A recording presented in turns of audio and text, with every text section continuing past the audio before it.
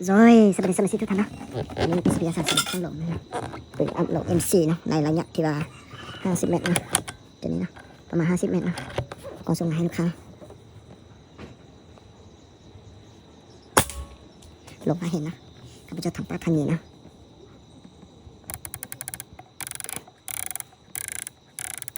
ทำปลาทันนี้นะมีไปแล้วนะมีแล้วนะ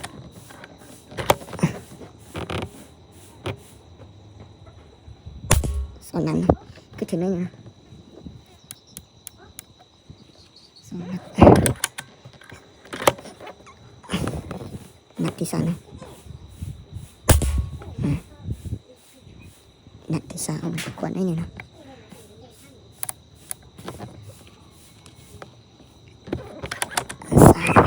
นัดที่สี่นะ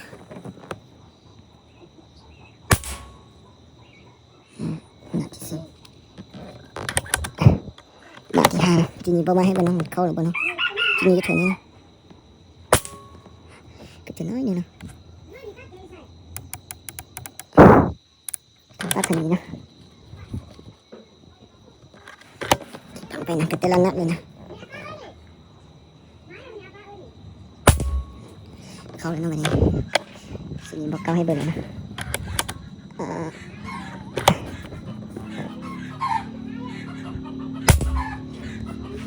3 นะ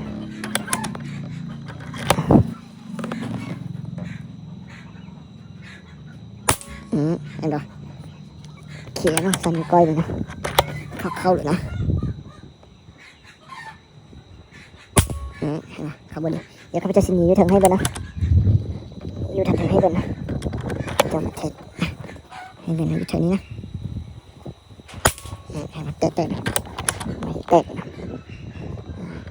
ทีนี้บอสเตะนายไปนะเตะกว้างเลยนะเขาจะปาดหล่นที่ว่า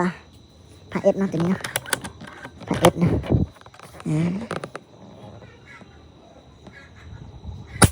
เข้าบดเด็ดเลยนะเตะกว้างเลยนะบอลนั้นนะซันนิ้วก้อยนะมาเตะออกมาซันนิ้วก้อยนะสิ่งที่บอกไม่ให้เป็นนะสิ่งนี้จุดเจนี่นะให้มาสิ่งนี้บอกเก้าให้เป็นนะบอกเก้าจะหนีไหมนี่นะสิ่งก้อยให้เป็นนะ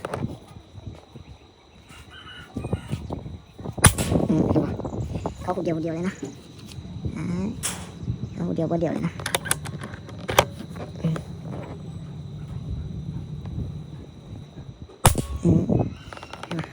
ประมาณนี้นะจะมาเทสนะประมาณนี้นะเป็นอโล MC นะเอามาไม่ล่าสุดปี2026นะทีนี้นะจิตตานจับปี2025นะ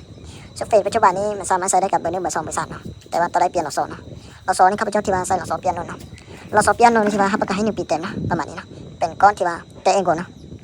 เตะเองก่อนนะทีนี้นะขนาดมันนี้ที่ว่าค่อนข้างใหญ่นะใกล้เคียงกับดิจิทัลเวอร์เลตนะมันมีไฟเลนเส้นเหลืองก้อนนะวันนี้มันจะมีไฟสีเนาะสีแดงแล้วก็สีเขียวนะ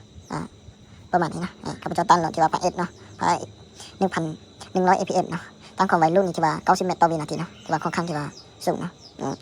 ให้บอกเมื่อกี้ที่ข้าพเจ้าหนีไปนี่แต่ออกไปนะอันนี้จะเป็นที่ว่าหลานที่ข้าพเจ้าผลิตออกมาเนาะข้าพเจ้าที่ว่าตัดอันนี้เพื่อว่าใส่เลเซอร์บนนี้เนาะเพราะลูกค้าท่านฟันเราข้าพเจ้าอยากได้เลเซอร์จับบนนี้นะข้าพเจ้าเลยตัวนี้ยังไม่ทันได้ใส่เถอะนะประมาณนี้นะอันนี้จะเป็นทางอลูนะทางอลูสูจุก45นะเป็นลานที่ข้าพเจ้าผลิตออกมาเองในห้อยพิเศษเนาะลานนี้นะเขาประกาศที่ว่า2 ปีเต็มนะผู้ใดเคยซื้อขายน่าจะพูดดีนะลานของข้าพเจ้ามาเป็นอย่างไรนะระดับที่ว่า90 เมตรโลนี่เนาะถ้าว่าราคา2 ไปร้านนี้ที่ว่า130 เมตรนะถ้าว่าราคาที่ว่า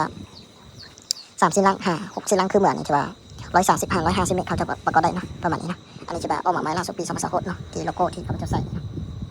เห็นปะโลโก้ปี2026ล่าสุดนะอย่างนี้กิจนี้จะเป็นที่ว่ากิจที่ว่ารุ่งดีเลยนะเขาจะใส่นะที่ว่ารุ่นนี้ค่อนข้างดีเนาะไทยนี่สามารถถูกเอาได้นะมันสามารถพาได้อีกนะไทยนะเห็นปะประมาณนี้นะไทยก็สามารถพาได้นะ